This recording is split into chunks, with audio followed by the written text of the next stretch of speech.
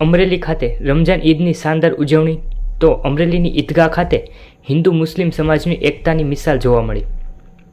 ઇસ્લામના 5 ફરજ એટલે કે ફરજિયાત પાલન કરવાનો હુકમ કરેલ છે, જેમાં નમાજ, રોજા, જકાત, હજ અને કલમો પઢવો આ 5 પૈકી રમજાન મહિનાના 30 દિવસના રોજા ફરજિયાત કરવામાં આવ્યા છે।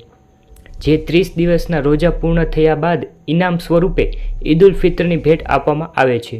જેને ઈદ ઉલ ફિત્ર કહેવામાં આવે છે। મુસ્લિમ સમાજ દ્વારા 30 દિવસ સુધી સતત ભૂખ્યા તરસ્યા રહી માત્ર ને માત્ર અલ્લાહને ખુશ કરવાનો રોજા રાખી ઇબાદત કરવામાં આવે છે। આવી જ રીતે અમરેલીના મુસ્લિમ સમાજે પણ રમજાન મહિનાના 30 દિવસના રોજા રાખી અલ્લાહની ઇબાદત કરેલ હતી। ત્યારબાદ ઈદનો ચાંદ દેખાતા રોજા પૂર્ણ થયા હતા અને આજે એટલે કે શનિવારના રોજ સવારમાં 10 વાગે ઈદગાહ મસ્જિદ ખાતે સર્વે મુસ્લિમ સમાજ દ્વારા ઈદ ઉલ ફિત્રની નમાજ અદા કરવામાં આવેલ હતી, જેમાં ઈદની નમાજ બાદ સમગ્ર મુસ્લિમ સમાજે એકબીજાને ઈદની મુબારકબાદ પાઠવી હતી। ત્યારબાદ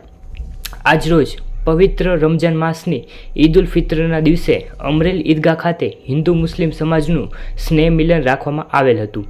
જેમાં ઈદની નમાજ પઢવા આવેલ તમામ મુસ્લિમ બિરાદરો માટે વેદ વોલેટરી બ્લડ બેંક દ્વારા ગુલાબનું શરબત વિતરણનું આયોજન કરવામાં આવેલ હતું,